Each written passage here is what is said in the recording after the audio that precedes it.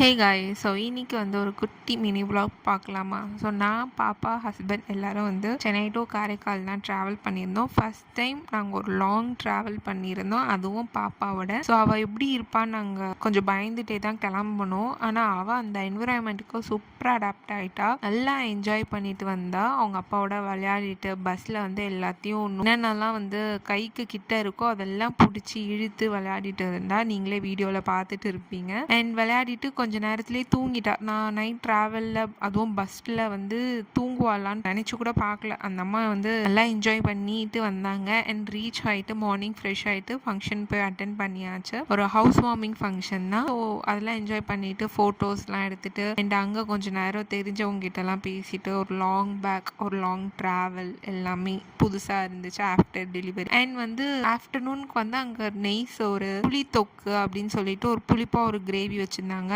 Raita, 65 and கறி குழம்பு, dalcha, mutton dalcha வச்சுருந்தாங்க. அந்த ஊரில் அது ஃபேமஸாக என்னன்னு தெரியல, பட் அதெல்லாமே நாங்கள் சாப்பிடும்போது கொஞ்சம் டிஃப்ரெண்ட்டாக இருந்துச்சு. காரைக்கால்லேருந்து யாராச்சும் நம்ம வீடியோவை பார்க்குறீங்க அப்படின்னா அந்த ஊரில் வந்து ஃபேமஸ் அப்படின்னா கீழே கமெண்ட் பண்ணுங்கள்.